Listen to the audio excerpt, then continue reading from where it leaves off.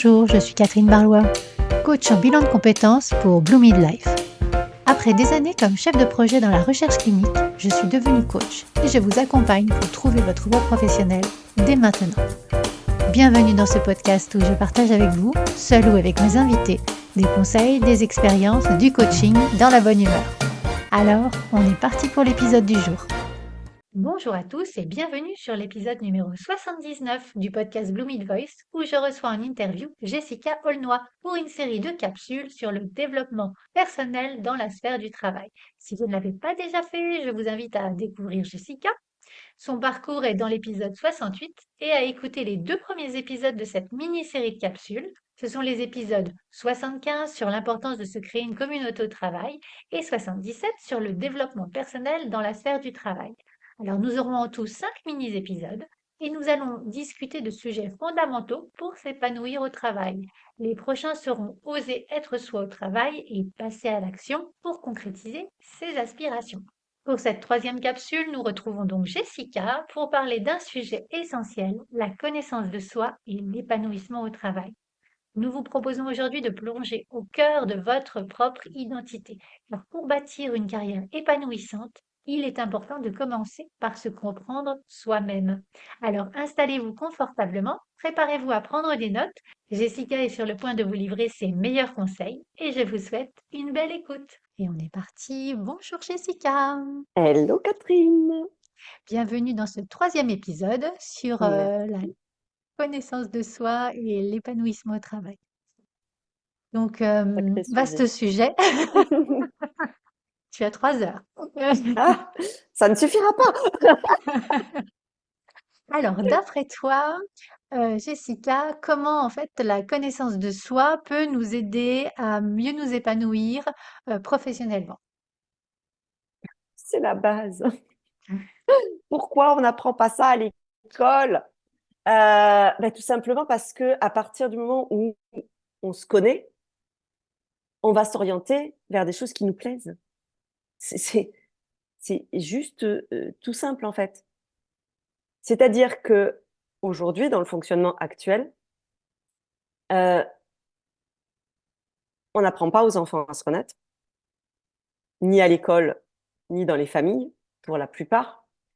Parce que la plupart des gens ne se connaissent pas, donc ils peuvent pas apprendre à leurs enfants à mieux se connaître. Euh, et à l'école, visiblement, c'est pas, ça ne fait pas partie des matières essentielles selon le gouvernement.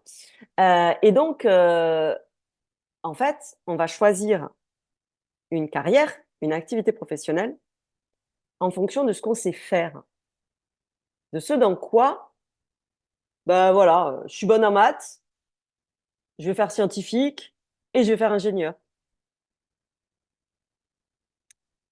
Mais en fait, on ne prend pas en compte la nature profonde de l'individu. C'est-à-dire que c'est pas parce que je suis douée en maths et que je sais pas, j'aime les enfants que je vais être hyper épanouie en étant prof de maths. Ça n'a rien à voir en fait. Et du coup, la plupart des gens font des boulots par rapport à ce en quoi ils étaient bons à l'école. Et donc, on les a orientés vers ça. Et qu'est-ce qui se passe aujourd'hui avec tous ces burn-out? C'est la crise de sens. La crise existentielle de qui je suis. Et plus on évolue dans notre société, je crois, plus il y a de crise existentielle. À l'époque de nos parents, de nos grands-parents, crise existentielle, ça n'existait pas. On se posait pas de questions.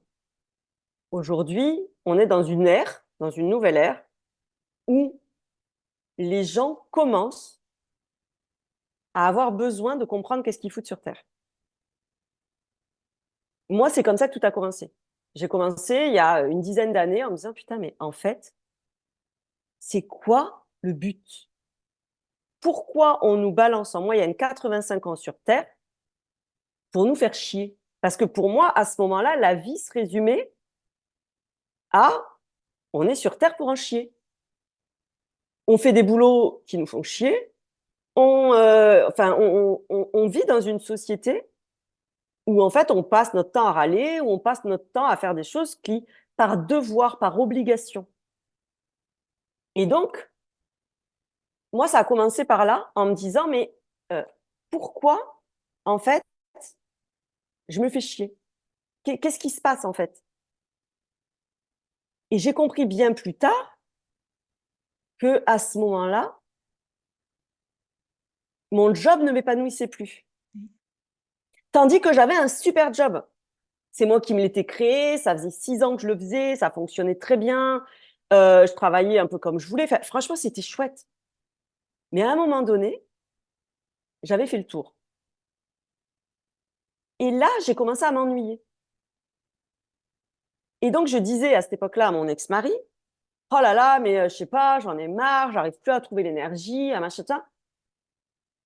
Et lui, il comprenait pas. Il me disait, putain, mais ça fait 6 ans que tu fais ça, tout le monde t'adore, ça se passe super bien, tu connais, enfin, tu fais plein de trucs, tu travailles quand tu veux, tu gagnes ta vie, enfin, qu'est-ce que tu veux de plus? Et du coup, moi, j'avais cette sensation d'être l'éternelle insatisfaite. Sauf que j'ai compris des années plus tard que, en fait, mon fonctionnement à moi, qui je suis profondément, je suis une créatrice. Moi, j'ai besoin de créer des choses. Je n'aime pas la routine. Je n'aime pas quand les choses sont prêtes et qu'elles n'évoluent pas. Ce n'est pas possible pour moi, en fait, de rester là-dedans. Sauf que ça, c'est pareil. On nous traite, entre guillemets, de jamais satisfaite, de instable. Tandis qu'en fait, on est juste multipotentiel, on est juste créateur voilà. Et en fait, ben ça, c'est pas reconnu. Mmh. À l'école, on nous a jamais parlé de ça. Donc, en fait, on a un peu une tare quelque part. Et donc, qu'est-ce qu'on fait dans ces cas-là? Ben, on se renferme sur soi. Parce que personne ne nous comprend. Parce qu'on se fait chier. Donc, quand on se fait chier, qu'est-ce qu'on fait? Ben, on s'éteint. Et donc, moi, j'ai découvert bien longtemps après que moi, j'avais un besoin de créer, j'avais un besoin d'être toujours dans l'action, d'être, voilà. Et en fait, ça change, mais tellement de choses. Ce qui veut dire qu'aujourd'hui, je ne peux pas prendre un boulot ou créer un truc qui ne va pas évoluer. Mais comme je me connais et que j'accueille cette partie-là de moi, bah ok, en fait. Et comme je l'accepte, ben, ça évolue. Sauf que nous, on vit dans une société où là, les gamins, moi, j'ai fait un post il y a pas longtemps sur arrêter de foutre la pression à vos gosses. Ils jouent pas leur vie sur le bac. Quoi qu'il en soit, il faut savoir que la plupart des métiers qui existent aujourd'hui, dans 10 ans, 15 ans, n'existeront pas. Et que la plupart des métiers qui existeront dans 10 ou 15 ans, aujourd'hui, on ne peut même pas les imaginer. Quand on voit aujourd'hui tous les métiers qui se créent, mais c'est fou. Donc, comment on peut demander à des gamins de s'orienter en leur mettant une pression de ouf pour leur avenir? Mais leur avenir à combien de temps? Et le problème, c'est que les adultes aujourd'hui sont encore dans cette vision-là. Tandis qu'en fait, bah, si ton job te convient plus, forme-toi, fais-en un autre. C'est pas un problème, en fait. Mmh. Moi, je rêve d'une société où bah, on puisse prendre des congés régulièrement pour se former. Alors, c'est pas des congés pour se la couler douce à rien faire, parce que je trouve, selon moi, que même si des fois ça peut être nécessaire, mais en tout cas, moi aujourd'hui, et c'est ça qui est génial du coup, c'est que moi, j'ai plus besoin de ça. J'ai plus besoin de semaines de congés à ne rien faire pour récupérer 2 mois de boulot où je me suis fait chier, en fait. Il faut repenser complètement notre vision du travail. C'est-à-dire que moi, aujourd'hui, avec mon activité, je suis jamais en vacances parce que je ne déconnecte jamais. Mmh. Mais quelque part, je suis tout le temps en vacances parce que j'ai pas l'impression de travailler, parce que je travaille au rythme que j'ai envie, parce que je prends des moments pour moi énormément. Enfin, et donc, en fait, il y a plus de notion de vie professionnelle, de vie personnelle, de vacances. C'est juste, j'ai créé ma vie qui a du sens, dans laquelle je me sens utile, dans laquelle je fais ce que j'aime. Mais pour arriver là, il a fallu que je fasse tout un cheminement pour apprendre à me connaître. Et des fois, on me pose la question, est-ce qu'aujourd'hui, tu estimes que tu te connais? Oui. Mais par contre, tu vas me reposer la question dans 2 ans, je vais te dire oui, mais il y a 2 ans, je ne me connaissais pas du tout. Parce que c'est la perpétuelle évolution et c'est comme ça et c'est très bien. Et ça, il faut l'accueillir aussi. La vie est cyclique, la vie est changement. On est changement. Je ne suis plus du tout la même qu'il y a 10 ans. Il y a 10 ans, j'étais capable de faire tel et tel métier et de faire telle et telle action parce que ça m'allait bien. Et aujourd'hui, alors, j'adore cette image qui dit oh là là, mais qu'est-ce que tu as changé d'un côté négatif. Mais en fait, mais heureusement qu'on change. Heureusement qu'on évolue. C'est comme ça que la vie et que les êtres humains évoluent. Ça passe par le changement. Le changement est quelque chose de merveilleux. Sauf que dans notre société, oh là là, qu'est-ce que tu as changé? En général, c'est pas un compliment, hein. C'est pas un compliment. Et en fait, c'est tout ce cheminement-là de connaissance de soi qui amène à pouvoir soit créer une activité qui nous correspond, qui a du sens, etc. Mais après, ça peut être aussi ne serait-ce que trouver un job qui va nous convenir parce qu'il va répondre à nos besoins. Notre besoin, ça peut être notre besoin de changement, justement, de ne pas avoir de routine. Ça peut être de voir du monde ou au contraire d'être enfermé dans son bureau toute la journée. On ne se connaît pas. Et donc, moi, quand j'ai arrêté mon activité, donc mon ex-mari me disait arrête et fais autre chose. Et ça me désespérait quand il me disait ça. Alors, il y a tout le monde qui me dit ouais, mais tu as de la chance, ton mari, il était cool, machin, ça. Oui, oui, oui, oui, oui, oui. Je n'ai absolument rien à lui reprocher. Sauf que moi, ça me mettait dans une détresse profonde quand il me disait ça. Parce que ça me renvoyait à oui, mais je ne sais pas ce que je veux. Je ne sais pas ce que j'aime. Et c'est là où j'ai commencé, moi, à vivre ma crise existentielle. Parce que je me suis confrontée au fait de me dire, oh, j'ai le choix, en fait, de créer le job que je veux, de travailler où je veux, de faire ce que j'ai envie. J'ai mon mari qui me soutient, j'ai une situation personnelle qui me permet de le faire, etc. Et là, je me retrouve confrontée à moi-même, à ma responsabilité. On en parlait dans un précédent épisode. Mais en fait, je ne sais pas qui je suis, je ne sais pas ce que j'aime. Et donc, j'ai entamé ce cheminement-là, la connaissance de moi, le développement personnel, etc., pour aujourd'hui arriver à vivre une vie qui m'éclate. Parce que les gens me disent oh, c'est impressionnant parce que ton job, c'est toi. Ben oui, ben oui. Et c'est ça que je souhaite, mais tellement pour tout le monde. Parce que si on est tous détendus du bulbe, si on est tous, voilà, mais la vie serait tellement plus sympa. Si tout le monde faisait un job qui l'épanouissait. Ah ben c'est certain, hein, c'est certain. Et la vie Et, serait, on n'aurait pas besoin de changer le monde serait complètement différent. et par rapport à la connaissance de soi et de toi, euh, je me souviens, j'aime bien donner des premiers outils pour passer à l'action. Euh, Tu conseillerais quoi? Qu'est-ce qui t'a aidé à commencer ce cheminement-là? Moi, j'ai commencé au départ, j'ai beaucoup lu. Mhm. J'ai beaucoup lu, mais à l'époque, il n'y avait pas des podcasts, il n'y avait pas, il y a 10 ans, tout ça, ça n'existait pas. Donc là, putain, foncez sur écouter des gens, écouter des histoires inspirantes parce que ça va réveiller plein de choses en vous. Euh, mais moi, j'ai beaucoup lu. Après, je me suis fait beaucoup accompagner aussi, hein. J'ai testé plein de choses. J'ai fait mon thème astral. J'ai fait euh, de comment ça s'appelle?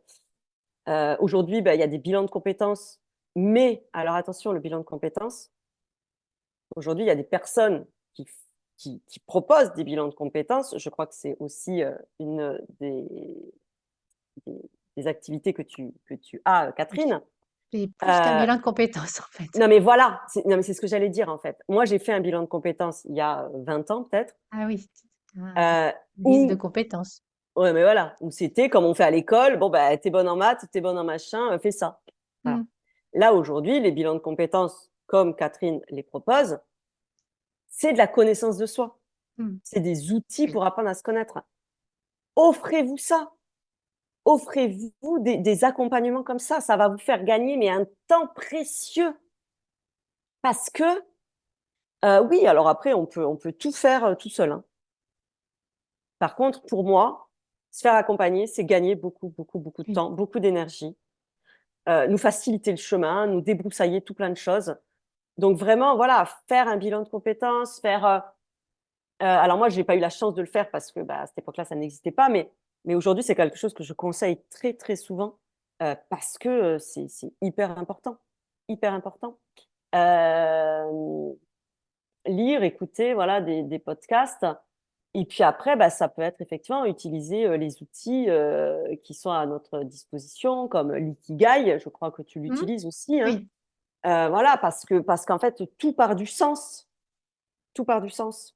Mmh. Donc, du sens de nos besoins. Et donc, voilà, mais aujourd'hui, sur Internet, vous trouvez tout ça. Vous trouvez Mmh. plein de ressources, soit à faire tout seul, soit à vous faire accompagner pour aller beaucoup plus en profondeur, parce qu'on ne fait pas du tout le même travail quand on est tout seul devant notre petite feuille à remplir que quand on est accompagné, hein, bien évidemment. Mais oui, ça, c'est des premiers outils qui, selon moi, sont essentiels parce que ils, ils sont vraiment dans le côté professionnel, mais à la base, on va aller sur le côté personnel. Mmh. Ah oui, De toute c'est manière, voilà, pour moi, toi, hein. je dis toujours, même là, les gens qui créent des activités, moi, j'accompagne aussi hein, les nanas de la tribu à créer une activité sur mesure qui s'adapte à leur vie. On part toujours de soi, de qu'est-ce qu'on veut. Posez-vous les questions, qu'est-ce que vous voulez vivre? Comment vous voulez vivre? Qu'est-ce qui est important pour vous? Si, par exemple, moi, j'aurais adoré créer un lieu de création d'activités, justement, avec une graphiste, avec un avocat pour faire la création de l'activité, avec un comptable, avec tout plein d'experts, en fait, liés à la création d'activités et créer un lieu pour des gens qui veulent créer une activité. Sauf que moi, j'adore bouger. Donc, en fait, je ne vais pas créer un lieu où je vais être obligée d'aller tous les jours, tandis que j'adore bouger. Et en fait, ça, c'est typiquement une erreur que j'aurais pu faire avant parce que je ne me connaissais pas. Sauf qu'après, tu te retrouves dans une activité, certes, que tu as créée et qui est chouette et tout Oui, ça, tu mais es qui enfermée. t'enferme Oui. parce que tu n'avais pas pris en compte tes besoins. D'où l'importance de prendre en considération dans un bilan de compétences qu'est-ce qu'on sait faire, qu'est-ce qu'on aime faire, Et mais qui comment on est et comment on veut vivre. oui, Primordial. tout à fait. Donc ça, c'est vraiment pour moi la base, quoi. Et La est-ce que base. tu Et c'est suis, facile, c'est accessible. mmh, à juste titre, en fait, ce que tu partages là par rapport à ta propre expérience et par rapport aux personnes que tu accompagnes, hem, ce que j'aime bien, dire aux personnes que j'accompagne, c'est qu'on n'est plus dans le: «Je quitte mon job pour refaire un job». Peut-être que en fait, on va faire 2 jobs en parallèle ou avoir une activité, en tout cas, remettre de l'énergie dans nos vies, remettre du fun, en fait, de la légèreté et c'est ça qui est le plus Oui, important, en fait, surtout quand on prend la décision de changer. oui, alors au début, ça peut être aussi, ça peut faire peur Mmh. voilà. Donc, effectivement, ça peut être aussi, mais déjà, ne serait-ce que d'apprendre à se connaître. Mmh. Si, même si ton job te fait chier, qui te correspond pas, que machin, mais que tu as appris à te connaître, Mmh. tu vas pouvoir nourrir tes besoins à côté de ton job au départ, Tout à fait. différemment. Et puis peut-être que je sais pas, j'en sais rien. Là, j'ai une idée comme ça qui me vient, mais peut-être que tu vas commencer à te lancer à faire des cartes postales, voilà, à la main, machin et tout ça, et que, en fait, les gens autour de toi vont trouver ça chouette. Et puis du coup, ils vont t'en acheter. Et puis tu vas commencer à en avoir de plus en plus, et puis avoir de la demande, et puis tu vas créer un compte Instagram, et puis machin. Et puis en fait, et puis petit à petit, Tu passes. C'est tu ça. bascules. Tout est possible. Mmh. Arrêtons de rester enfermés sur des schémas connus, existants. Ouvrez-vous, regardez ce qui se fait. Moi, la première, le job que j'ai créé aujourd'hui, non mais jamais j'aurais imaginé créer ça. D'ailleurs, je ne sais même pas dire qu'est-ce que c'est mon job en fait. J'en sais rien. Et en fait, on s'en fout. Mmh. Moi, quand on me demande ce que je fais, je suis à la retraite. Les gens me disent: «Ah bon, mais tu as l'air un peu jeune quand même pour être à la retraite». Je dis: «Est-ce que tu es d'accord pour dire que quand on est à la retraite, on fait ce qu'on veut, quand on veut, avec qui on veut, comme on veut?» «Oui, bah, je suis à la retraite» et ça, c'est magique. Mmh. Parce qu'il y a plus de frontières entre ma vie personnelle et ma vie professionnelle. Mais ça, tu m'aurais dit ça avant. Avant, ma vie, elle était hyper segmentée. Ah non, non, là, mon boulot, il est fini, fermé, je passe à ma vie perso. Ma vie perso, fini, je retourne au boulot. Surtout, je ne parle pas de développement personnel ou de machin, de trucs de ma vie perso dans ma vie professionnelle. Mmh. Aujourd'hui, tout ça a pété. Repensons nos activités, notre travail, nos vies, tout simplement. Et ça commence par la connaissance de soi. La base. Oui, la base. Bah, écoute, merci beaucoup Jessica par Avec rapport plaisir, à tout ce que Catherine. tu nous as parlé, partagé. À très vite. Voilà, à très vite pour un quatrième épisode. Donc là, ce sera oser être soi au travail. Une grande question. Tout à fait. Merci, à très bientôt. Merci. Si cet épisode vous a plu, n'hésitez pas à le liker, à le partager, à mettre 5 étoiles sur votre plateforme d'écoute préférée. Et je vous souhaite une belle semaine.